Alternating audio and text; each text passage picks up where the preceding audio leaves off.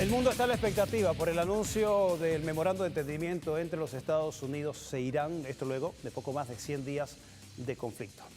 ¿Será acaso este un paso significativo y verdadero hacia una paz anhelada y duradera? Con esta pregunta servimos el tema con el que comenzamos esta emisión del Mundo en Contexto. Soy Carlos Arellán Solórzano, póngase cómodo que comenzamos de inmediato. En este fin de semana que pasó, el mundo celebró la noticia de que Irán y Estados Unidos acordaron un documento para terminar con el conflicto en Asia Occidental. No obstante, gravita la amenaza de los bombardeos de Israel contra el Líbano, el cual es una parte clave de las condiciones planteadas por Irán, así como la suspicacia abonada por la experiencia que ya en un año de conflicto ha pasado por varios capítulos de diálogos que han convertido las negociaciones en pausas para ganar tiempo y no en chances para la paz. Estados Unidos e Irán acordaron un paso significativo para terminar el conflicto militar. Después de 3 meses y 16 días de intensos esfuerzos, Irán y Estados Unidos han anunciado, por la gracia de Dios, el cese inmediato y definitivo de las operaciones militares en todos los frentes, incluido el Líbano. El presidente de los Estados Unidos confirmó el acuerdo de memorando de entendimiento a través de su cuenta en redes sociales e Irán a través de los medios locales, sin antes dejar por sentado que el pacto no termina con la desconfianza. Este memorando de entendimiento se alcanzó a pesar de nuestra total desconfianza hacia nuestros enemigos. No confiamos en el enemigo. Nuestra confianza reside en nuestra fuerza militar, nuestras capacidades diplomáticas y el apoyo y la unidad de nuestro pueblo. Precisamente ese entendimiento entre Irán y Estados Unidos es un marco para superar la guerra, pero no es el fin del conflicto ni de las diferencias de fondo entre ambas potencias. Lo que está claro es que el texto no es un acuerdo de paz definitivo, no es un acuerdo nuclear, es más bien un primer paso para tratar de volver a cómo estaban las cosas antes de la guerra y a partir de ahí darse tiempo para negociar lo más delicado. Analistas como el español Ignacio García Valdecasas plantean que el memorando de entendimiento con Irán es apenas un paréntesis urgido. Ahora mismo hay que parar la guerra para que se recupere la economía norteamericana, para poder llegar a las elecciones de noviembre en buena situación y volver luego a atacar con mayor fuerza después de las elecciones de noviembre. La experiencia de las negociaciones recientes entre Washington y Teherán revelan que sus resultados no son permanentes y que la diplomacia es un espacio que se combina con la fuerza. Valdecasas recordó que Estados Unidos atacó a Irán el 28 de febrero, aun cuando el canciller de Omán viajó antes a Washington para informarles de un logro significativo. Que las negociaciones habían sido muy buenas, que el acuerdo estaba al alcance de la mano y que era un acuerdo que era mejor para Estados Unidos que el conseguido por Obama. Es decir, que Irán estaba dispuesto a hacer concesiones en el terreno nuclear más allá de lo que había hecho con el acuerdo conjunto con Obama. También la historia de los últimos años revela que el interés de los Estados Unidos con Irán no ha variado y que los términos de las recientes negociaciones se parecen a los aceptados y firmados en 2014. Lo que sí ha variado desde entonces es la capacidad de Irán para establecer y defender sus condiciones, demostrando en el terreno militar y diplomático sus fortalezas como potencia en la región del Asia Occidental. Y hasta ahora no han trascendido los detalles acordados en el memorando de entendimiento entre los Estados Unidos e Irán. Lo que se conoce es lo que han divulgado los medios, que desde Washington tendrían acceso privilegiado a ciertos funcionarios estadounidenses. De acuerdo a estas distintas publicaciones, las condiciones de Washington plantean una tregua de 60 días, desmantelamiento del programa nuclear con fines pacíficos del país persa, compromiso de Teherán de no poseer armamento atómico, así como reapertura del estrecho de Hormuz y suspensión temporal de las sanciones económicas, así como cesar el apoyo a los grupos de resistencia en Asia Occidental.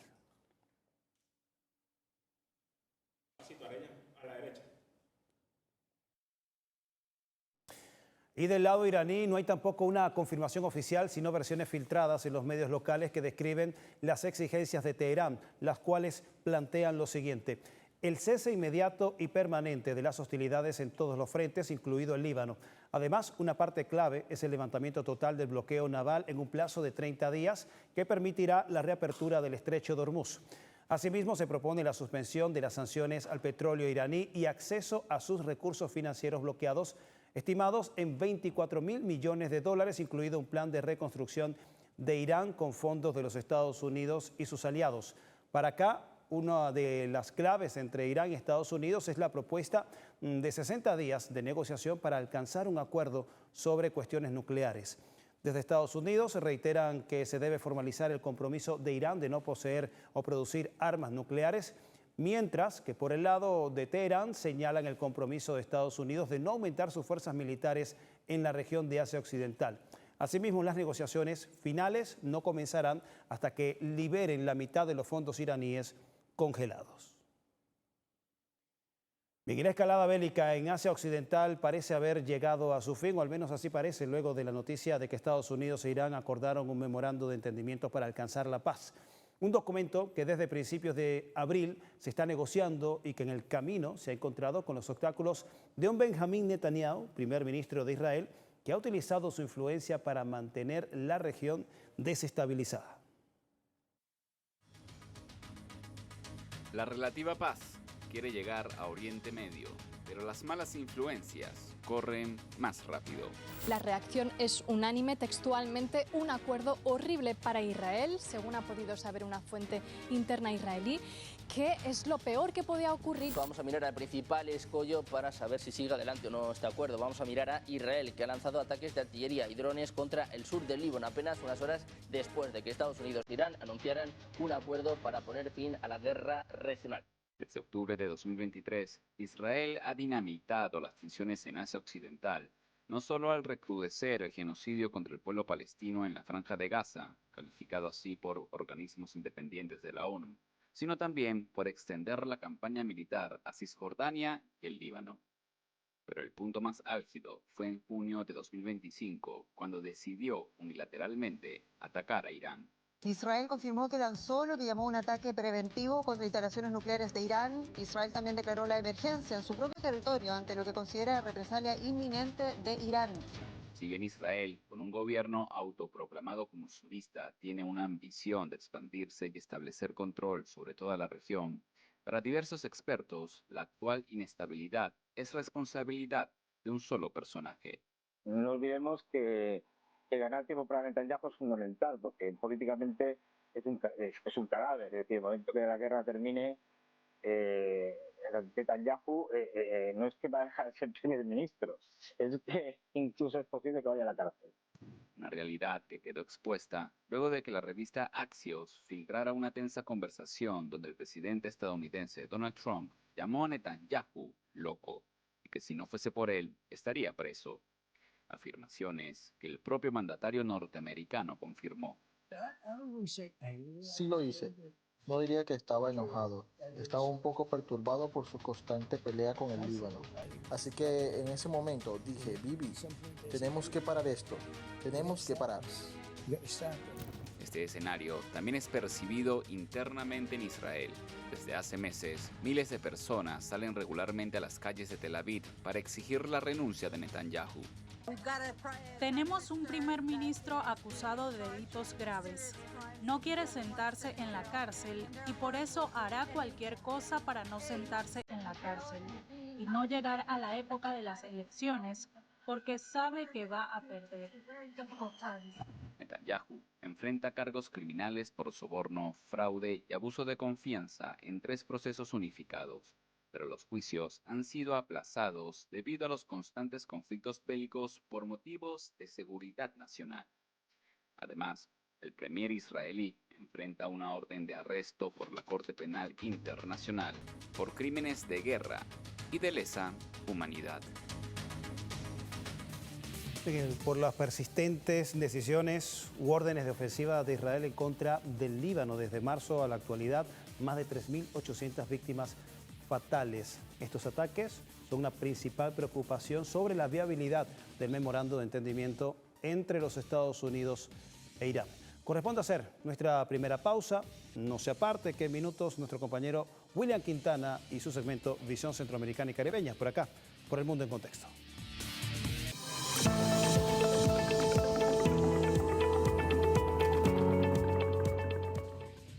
Alimentos o minerales, esa es la disyuntiva que sintetiza la lucha de cientos de trabajadores agrícolas en la República Dominicana que se oponen a un proyecto extractivista. en este país. Para ampliarnos este y otros temas en Visión Centroamericana y Caribeña, nuestro compañero William Quintana, a quien damos la bienvenida y la muy buenas noches, como siempre. Carlos, un gusto saludarte. Alimentos o minerales. Así inicia la Visión Centroamericana y Caribeña, justamente en República Dominicana, país donde está creciendo el sector de la minería, fundamentalmente del oro y cobre, así como el interés de Estados Unidos y Europa por las tierras raras. Sin embargo, amplios sectores sociales dominicanos cuestionan la política extractivista y claman por la protección de los ecosistemas. Los detalles en el siguiente reporte. Nosotros no andamos en sentimiento con ustedes. Si siguen violentando y entrando a nuestra tierra, vamos a sacar de la forma que sea. ¿Usted me entiende? Porque no tenemos miedo. Atención al del medio ambiente. No sé cómo usted se llama, ni tampoco lo respeto. Usted está para proteger, no para apoyar lo mal hecho. Apriétese los pantalones y sea un hombre. El foco del conflicto está en San Juan de la Maguana, una provincia al occidente de República Dominicana, con una economía agrícola donde el agua sostiene cultivos, comunidades y sistemas de riego. En junio de 2026, miles de personas marcharon para rechazar un proyecto minero de explotación de oro, por lo que el presidente Luis Abinader ordenó detener cualquier actividad vinculada al proyecto Romero. El mandatario aseguró que el área se mantuvo únicamente en evaluación ambiental, sin llegar a otorgar ninguna autorización formal para su explotación.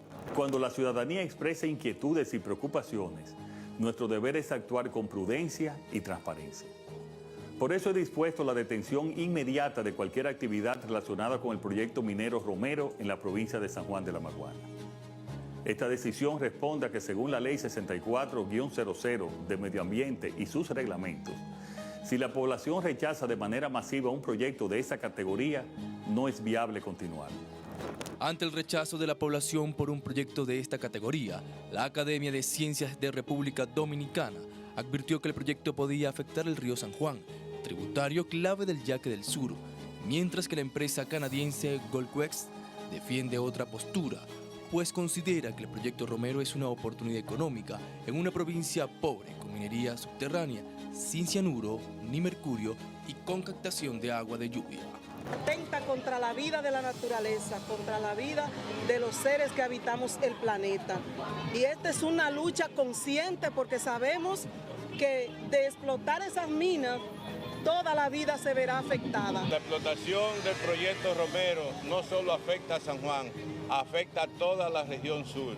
Y yo quiero decirle al presidente Luis Abinader, un hombre que yo considero humano, que si realmente siente por la humanidad, no otorgue ese permiso de explotación. Grupos ambientalistas y académicos mantienen el debate permanente, confrontando los argumentos de la empresa canadiense y de la administración de Abinader, y expresan sobre los riesgos hídricos y ambientales. Mientras que para Luis Santana, director ejecutivo de minería Goldquest, señala que esta iniciativa representa inversión, empleo y desarrollo, datos que incrementan el dilema. En el 2016 se presentó al gobierno dominicano un proyecto para el beneficio de 1.1 millones de onzas de oro, cobre y plata que encontramos en el yacimiento. Demostramos al gobierno americano que era factible su aprovechamiento a través de la realización de la minería soterrada, subterránea, por túneles. El impacto del proyecto minero Romero abarcaba una zona de alta sensibilidad ecológica en la cuenca alta del río San Juan. Además, representaba un choque directo entre el desarrollo económico y la sostenibilidad ambiental. La minería representa cerca del 2% del PIB dominicano y en el primer cuatrimestre de 2026 tuvo una expansión interanual del 10.7%, que contribuyó al crecimiento económico de la nación caribeña. Seguimos en el Caribe y ahora ponemos la mirada en Puerto Rico. La gobernadora Jennifer González Colón enfrenta una gestión turbulenta por los manejos administrativos que están siendo cuestionados ante la justicia. Nos referimos a la denuncia interpuesta por la ex titular de Desarrollo Económico y Comercio de Puerto Rico, Sebastián Negrón, quien introdujo una denuncia ante el fiscal especial independiente contra el secretario de la Gobernación de Puerto Rico, Francisco Domenech. La querella impuesta por el exfuncionario boricua consta de 110 páginas, 23 de ellas de alegatos contra Domenech y altos funcionarios que además acompañada de decenas de correos electrónicos, capturas de WhatsApp y documentos internos de gobierno sobre manejos irregulares en procesos de contratación pública entre marzo y mayo de 2026. Estamos hablando de 23 páginas que tienen más de 130 alegaciones, muchas de ellas sustentadas con evidencia documental muy sólida. Y no es solamente contra Francisco Domenech. Aquí hay alegaciones que involucran a la gobernadora Jennifer González, a la subsecretaria de la Gobernación Itza García, a la secretaria de Justicia. Eso no podía pasar por justicia, porque una de las alegaciones principales es que Lourdes Gómez manufacturó una opinión jurídica para proteger a Norberto Almodóvar de la investigación que ya estaba comenzando. Francisco Domenech es uno de los funcionarios de confianza de la gobernadora de Puerto Rico, Jennifer González, y en el mes de marzo compareció ante el Senado boricua, también por otras denuncias sobre irregularidades en contrataciones públicas. Para la oposición, el enfrentamiento público entre Negrón y Domenech responde a una pelea interna del oficialista Partido Nuevo Progresista en la búsqueda de lealtades para la gobernadora Jennifer González. Que hay una guerra del PNP entre lealtades y buscar lealtades a la gobernadora y el tema primarista. Y segundo, pues quieren contratos o hay gente que favorecen si apoyó o no, ¿verdad?, a la gobernadora. Así que esto demuestra eso y es lamentable porque genera desconfianza en el Puerto Rico, que todos los días tiene malas noticias. Revisamos otro panorama. El ajuste del bolsillo guatemalteco es inminente, con un 84.3% del presupuesto familiar dedicado a gastos impredecibles. La familia se enfrenta a retos contundentes ante el alza del combustible y alimentos en el último año. En Guatemala, el presupuesto de la alimentación consume el 28.9% de los recursos del hogar. Y el año 2026 ha sido uno de los más duros. Según el Instituto Nacional de Estadística, la canasta básica en el área rural se ubica en 726 quetzales por persona, que equivalen a $96 aproximadamente. El tema de la comida que llega a nuestra casa, la producción en materia de todo el esquema de mercados cantonales, supermercados, por supuesto. En los próximos días vamos a ver el incremento ya de los precios, así como se ha venido dando, porque no es algo nuevo, sino que ya esto tiene bastantes días. Desde el primer trimestre de 2026, el índice de precios al consumidor ha venido en ascenso. Pasó de 0,96% a un 1,56%. La guerra del Golfo Pérsico, que ha provocado el aumento en el precio de los hidrocarburos, ha traído este incremento en el transporte de las frutas, de las verduras e incluso con muchísimos de los productos y servicios. El precio de la gasolina está en 5.70 quetzales en promedio, que representan $0,75 por litro. Para el presidente de Guatemala, Bernardo Arévalo, estos aumentos obedecen a presiones en el mercado internacional energético y también a la especulación. Todo lo que significa alimentación para el guatemalteco en el hogar necesita transportarse. Y ese transporte está sufriendo hoy por hoy el incremento del precio. Acá se da un incremento de unos pocos dólares en el precio del barril y es inmediato. Y aquí las gasolineras a nivel nacional es inmediato, pues se está viendo a los trabajadores de la misma pues, manipulando los botoncitos para subir el precio. Aunque el país centroamericano cuenta con reservas de combustible como un suministro estimado en 12 meses, ante la posible ola de especulación con el precio de los combustibles, autoridades del Ministerio de Energía y Minas y la Procuraduría de Derechos Humanos de Guatemala anunció que van a implementar un plan centinela para la verificación de los precios. Pues hasta el día de hoy, y como le preguntamos a nuestra gente, ¿verdad? Lo que más ha subido ahorita es el dusquín, el tomate, el repollo. La verdad que casi todos son poquitos los productos que siguen todavía en el precio que ha estado últimamente, pero hoy por hoy, esta semana, subió demasiado. La presión inflacionaria es aún más evidente en la canasta ampliada, que suma a los alimentos y servicios básicos, como vivienda, transporte, educación y salud. Además de los combustibles, productos esenciales de la dieta guatemalteca, como la carne de res, los tomates, el pan y los limones, han registrado las mayores incidencias en el alza de precios.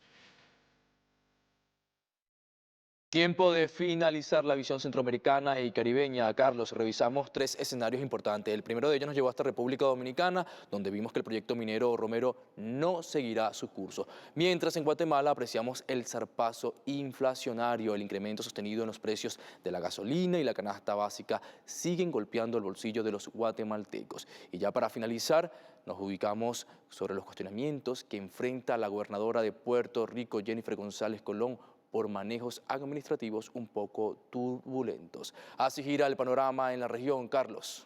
Bueno, muchas gracias, William, por este repaso de lo más relevante por Centroamérica y también en el Caribe, por acá, por el mundo en contexto. Y a todos ustedes, no se aparte, que en breve estamos de vuelta con más de nuestra emisión, por acá, por la pantalla de Venezolana de Televisión.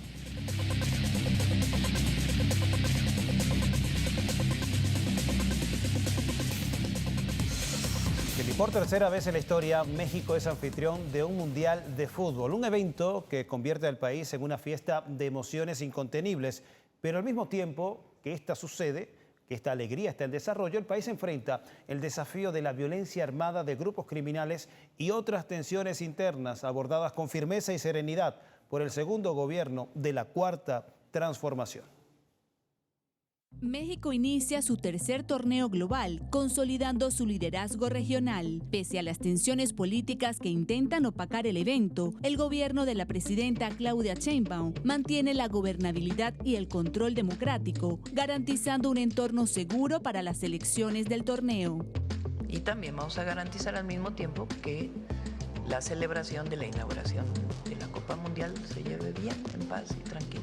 Considerado como un país con estabilidad macroeconómica, registró en 2025 un Producto Interno Bruto superior a los $2 billones, que lo ubica entre las 15 economías más grandes del mundo y la segunda de América Latina. Nosotros hemos estado transitando ya ahora bajo 2 principios. El primero es el de primero los pobres, por el bien de todos primero los pobres, que esto es lo que marca la gran redistribución de la riqueza que se ha señalado. ¿De qué te sirve crecer 2-3 puntos porcentuales del PIB si de todas maneras estás generando más pobreza?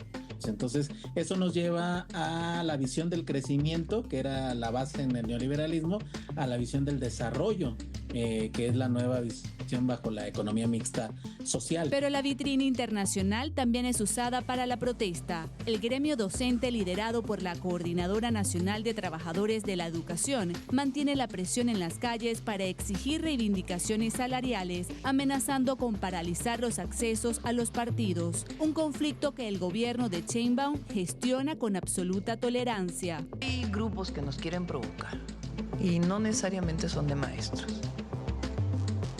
O sea, que lo que buscan es que haya represión, así lo digo claramente. Lo que están buscando es que antes de la inauguración del Mundial, la nota internacional sea: el gobierno de México reprime a maestros. Eso es lo que están buscando. Pues eso no lo van a tener. El plan es muy claro para la coordinadora. Decidimos iniciar la huelga nacional a partir del mes de junio. El balón está en la cancha de la presidenta. De ella va a depender el incremento de las actividades que se vayan realizando, y nosotros ratificamos nuestra postura de que si no hay solución, no rodará el balón. Aquí vamos a seguir con la lucha. Mientras no haya solución, no podemos aceptar nada de lo que nos plantea el gobierno. Aquí queremos que nos echen para abajo la ley del ISSSTE y la reforma educativa. Frente a las narrativas de boicot promovidas por sectores opositores y las preocupaciones por la delincuencia organizada en puntos focalizados del país, las autoridades despliegan un fuerte operativo policial y militar para garantizar el desarrollo pacífico de la justa deportiva, aislando el torneo de los conflictos internos. Bien, la fiesta universal del fútbol arrancó llena de polémicas, esto antes del pitazo inicial en México. Previamente, los organizadores mexicanos fueron objeto de demandas por los derechos de uso, esto por parte de dueños de los palcos y plateas del Estadio Azteca, y esto aunado a los altos precios de la boletería del evento deportivo mundialista.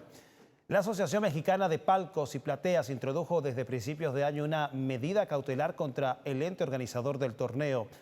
La disputa legal afecta a unos 15.000 asientos, a los que además se suma la prohibición del uso de los espacios de estacionamiento vinculados a estos contratos, el ingreso de alimentos y bebidas a las áreas privadas o la posibilidad de transferir, rentar o comercializar localidades, ya que la Federación Internacional de Fútbol FIFA toma por completo los recintos en detrimento de los dueños de cada palco o abono. Nosotros estamos sujetos a las leyes de FIFA, no de México, y justamente ese es el motivo principal de nuestra lucha, no permitir que una entidad extranjera venga a decirnos qué hacer a nuestro país. Nosotros tenemos que cuidar y preservar el Estado de Derecho, que es para nosotros los mexicanos. Y el ente internacional organizador del torneo también defiende su política de sede limpia durante el evento, un esquema que establece controles especiales sobre accesos, localidades, zonas comerciales, áreas VIP y servicios dentro de los estadios. Las autoridades del Estadio Azteca aseguran que ellos se rigen por las leyes de la FIFA y no por las leyes mexicanas. Todas las partes en conflicto cuentan con medidas de amparo ante la justicia. FIFA pide estadios limpios. ¿Qué quiere decir? Todos los boletos, todos los lugares y toda la publicidad, todo lo que se venda de alimentos, todo es para FIFA. Todo lo ganan ellos. El estadio, con tal de ganar la sede, ofreció el estadio limpio, violando una cláusula, que es la 17 de los títulos de palcos y plateas, que específicamente dice que si los administradores del estadio prestan, ceden, rentan, etcétera, el estadio a un tercero, como fue en este caso a FIFA, está obligada a decir que no puede vender los lugares de palcos y plateas.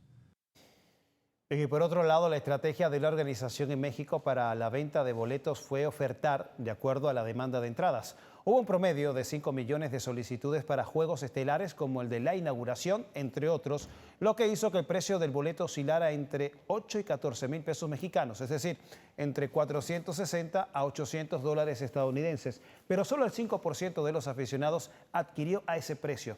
En el mercado secundario o de la denominada reventa, las mismas se ubicaron en al menos 5 veces ese valor. Más del 50% que pagan un boleto lo están pagando hoy precio activo hasta arriba, aquí en plataformas de Second Market, en 48 mil pesos mexicanos. Hasta arriba, solo boleto, sin hospitality. Con hospitality, hoy está en el mercado, insisto, de mercado de reventa, 240 mil pesos para el juego del 11 de junio. El hospitality, pues es que te van a dar unos camaroncitos, por ahí a lo mejor te toca tantito caviar, ahí una champañita, pero pues por eso vas a pagar 240 mil pesos. Por persona. Y el alto precio de las entradas, que osciló entre los 7 mil y hasta 13 mil dólares en la reventa, así como el fin de la señal televisiva gratuita para ver los partidos del evento futbolístico, desató las críticas en México. Los aficionados califican la cita deportiva como de lujo, lo que impide al ciudadano promedio el disfrute del torneo por su coste económico prohibitivo, esto en comparación a otros tiempos. Se vuelve muy elitista y al ser un deporte tan popular mundialmente y más en Latinoamérica y más en México, pues se vuelve poco accesible para personas comunes. Bien, en la historia de las Copas Mundiales de Fútbol hay una que se destaca por encima de las demás y está vinculada a la copa que se entregaba a la mejor selección de fútbol, esto cada 4 años. En la génesis del torneo, esa estatuilla fue la Copa Jules Rimet, la cual tuvo un paso glorioso en la primera etapa mundialista, pero cerró su historia con un final inesperado. Jules Rimet fue el presidente de la Federación Internacional de Fútbol, FIFA, entre 1921 y 1954. El dirigente francés fue el creador de la Copa Mundial de Fútbol y por sus aportes, en 1946, el organismo le colocó su nombre al trofeo que se entrega cada 4 años. La Copa Jules Rimet pesaba 4.5 kilos de oro enchapado. Su característica figura rememora a la diosa griega Nike. Pero el trofeo no solo era codiciado por los futbolistas, también lo hicieron los ladrones. El primer intento fue durante la Segunda Guerra Mundial. Italia ganó la Copa en 1938 y debía conservarla, pero comenzó el conflicto bélico. Ottorino Barassi, presidente de la Federación Italiana, la escondió debajo de su cama en una caja de zapatos para evitar que los nazis la robaran. 4 meses antes del Mundial de Inglaterra, el trofeo fue robado durante una exhibición pública en el salón de Central Wismar. 7 días después, el perro Pickles la consiguió intacta, envuelto en un periódico en un jardín. A partir de ese momento se elaboró una réplica, pero los estatutos de la FIFA entonces establecían que cuando una selección ganara 3 veces quedaba en propiedad del trofeo original. Y eso ocurrió en 1970, cuando Brasil ganó el tricampeonato en México. 13 años después, el 19 de diciembre de 1983, ladrones entraron a la sede de la Confederación Brasileña de Fútbol, robando la Copa Jules Rimet original. Cuando la policía captura a los maleantes, confiesan que la habían fundido. En la actualidad, solo quedan 2 réplicas en el mundo. Bien, pasamos a otro tema. Lo que las autoridades del Reino Unido han calificado como un intento de decapitación contra un ciudadano irlandés perpetrado por un refugiado sudanés se ha convertido en la chispa que hizo literalmente que Irlanda del Norte ardiera. Las fuertes protestas anti-inmigración mantuvieron literalmente encendida la ciudad de Belfast y otras localidades del norte de Irlanda gracias a un discurso de odio implementado por la extrema derecha que echa más leña al fuego. Un nuevo episodio de violencia donde está involucrado un refugiado extranjero abre el debate migratorio en el Reino Unido. Específicamente Irlanda del Norte arde por las revueltas de grupos antiinmigrantes de extrema derecha que protestan por la violencia contra un ciudadano norirlandés a manos de un extranjero originario de Sudán, pues la víctima ha perdido el ojo izquierdo y tiene numerosas puñaladas en el cuello y la espalda en un intento de decapitación, según informó la policía. A partir de conocerse la noticia, hordas atacaron y prendieron fuego a viviendas y negocios de minorías étnicas, tanto africanas como de Oriente Medio y Asia Occidental. Autoridades británicas informaron que el agresor ya fue detenido y rechazan los hechos. Los actos de violencia e incendio provocados que siguieron son totalmente injustificados. Estamos unidos en nuestro llamamiento a la calma y decididos a restablecer el orden, apoyar a la policía y a todos los que están en la primera línea y garantizar que se haga justicia. El atacante sudanés Hadi Aloid, de 30 años, fue acusado de intento de asesinato después de publicar un video impactante en el que se ve inmovilizando a su víctima. La policía informó que el sospechoso había viajado desde Sudán a París y luego a Dublín antes de tomar un autobús a Belfast en febrero de 2023, donde solicitó asilo en el Reino Unido, nación que le concedió el refugio y derecho de residencia. Por ello, líderes de la oposición exigen seguridad en las fronteras y abrir el debate sobre la migración selectiva. La gente tiene derecho a estar enfadada. Yo estoy enfadada. Y la gente tiene derecho a esperar que sus políticos garanticen la seguridad de nuestras fronteras. Pero nadie tiene derecho a expulsar a familias de sus hogares, a quemar propiedad pública y a atacar a la policía. Todos tenemos el deber de defender la seguridad pública en todos los sentidos. El ataque del lunes en el norte de Belfast fue medieval, fue sádico y, lamentablemente, ha sido presenciado por millones de personas en este país. Por muy probable que fuera la indignante violencia, la intimidación y los daños a la comunidad perpetrados anoche en mi circunscripción y en otras partes de Irlanda del Norte requieren la más enérgica condena. Las concentraciones antiinmigrantes también se produjeron en Edimburgo, Manchester y Londres. En este contexto, el gobierno británico teme que se repita la violencia de los veranos de 2024 y 2025, que estuvieron marcados por disturbios dirigidos contra los solicitantes de asilo en Inglaterra. Ciudadanos de origen africano manifiestan sus temores. Soy originario de la República Democrática del Congo. Llegué aquí en 2013. Vivo en esta calle desde hace casi 10 años. Nunca hemos tenido ningún problema, pero ver esto hoy es una situación impactante. La ministra de Justicia de Irlanda del Norte acusó a sectores de extrema derecha de alimentar la tensión racial en la provincia británica. Los líderes de los principales partidos de Irlanda del Norte han emitido un comunicado conjunto para pedir calma y respaldar el trabajo policial en estos momentos de incertidumbre. Y seguimos en el viejo continente porque Europa vive horas cruciales tras dar un giro radical a su política fronteriza. La Unión Europea estrena un estricto marco legal migratorio en medio de fuertes tensiones políticas y alarmas de los organismos humanitarios. Tras años de intensas negociaciones, el polémico pacto sobre migración y asilo ya se aplica formalmente en los Estados miembros. La reforma unifica el registro en las fronteras externas e impone controles de seguridad obligatorios. La legislación busca acelerar las devoluciones de quienes no califiquen para la protección internacional, automatizando los procesos en un intento por recuperar el control absoluto del flujo migratorio común. Las personas que buscan protección en Europa van a enfrentarse a una normativa más dura y restrictiva. Muchas se van a encontrar en situaciones similares a las que vemos ahora en las islas griegas. Personas retenidas o de facto, detenidas y sometidas a procedimientos de asilo muy deficientes, o quizás incluso sin acceso siquiera a esos procedimientos. Sin embargo, la medida que ha desatado mayor controversia global es la reciente validación parlamentaria para abrir centros de deportación fuera de las fronteras de la Unión Europea. La Eurocámara dio luz verde a la externalización de las expulsiones hacia terceros países de tránsito. Analistas consideran que esta medida puede vulnerar el derecho de los migrantes en Europa. Los migrantes pueden ser enviados a países con los que no tienen absolutamente ningún tipo de arraigo. Por ejemplo, teóricamente, un ciudadano de un país de América Latina, un peruano, podría encontrarse en un centro de deportación en medio de África o de Asia Central. Y otra cuestión que preocupa mucho es el hecho de que se puede deportar a familias enteras. Incluso los menores pueden ser deportados, eso sí, junto a sus padres, pero para muchos en Bruselas esta externalización debilita claramente los derechos de los migrantes.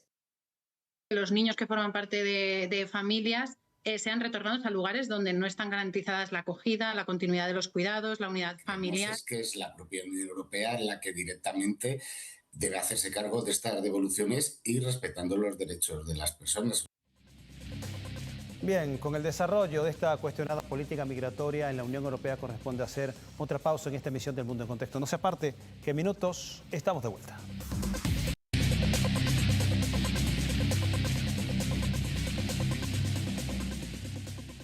Bien, tramo final de esta emisión del Mundo en Contexto y como siempre en esta parte recordando y repasando la trayectoria de figuras sobresalientes. Le contamos que Argentina despidió una madre imprescindible, Tati Almeida, referente de las madres de Plaza de Mayo, quien falleció el pasado 14 de junio a los 95 años de edad. Una mujer que dejó sembrado como legado la lucha por la memoria y la justicia en Latinoamérica. No somos unas viejas brujas, como muchos lo han dicho. De ninguna manera. Locas sí, así nos llamaron, creyendo que nos ofendían. Claro que sí. Locas de dolor, de rabia, de impotencia. Nos llevaron lo más preciado. Las locas seguimos de pie. Tati Almeida no fue cualquier referente más de las madres de Plaza de Mayo. Su historia personal, en una familia conservadora y ligada al ámbito militar, le excluyó de pensar que no le tocaría ser víctima de la desaparición forzada de su hijo Alejandro Almeida. Un 17 de junio de 1975, tengamos memoria, 75. Y me dice, mira mamá, yo mañana no voy a trabajar porque tengo un parcial. Espérate, ya vengo. Fue lo último que escuché de Alejandro. Yo no tenía idea de la militancia de Alejandro. Él me cuidaba, me preservaba, no me contaba nada. Por ser militante de izquierda, Alejandro fue raptado y desaparecido por el grupo paramilitar de extrema derecha, la AAA, con nexos directos de la cúpula militar que daría en 1976 el golpe de Estado contra la presidenta Estela de Perón. Por eso, Tati Almeida tardó en dar el paso de ser una madre de Plaza de Mayo. Me costó darme cuenta. Yo tenía 45 años cuando se lo llevaron a Alejandro. O sea, yo viví 45 años en una burbuja, creyendo otra cosa. Entonces yo me entero que había una señora que, en fin, que iban a la Plaza de Mayo, pero yo decía, ¿quiénes serán? Además, con el currículum que tenía, yo digo, van a pensar que soy una espía. A partir de 1980, Tati Almeida se convierte en referente de las madres de Plaza de Mayo, línea fundadora, donde lucharon por sus hijos desaparecidos y la restitución de la democracia en 1983.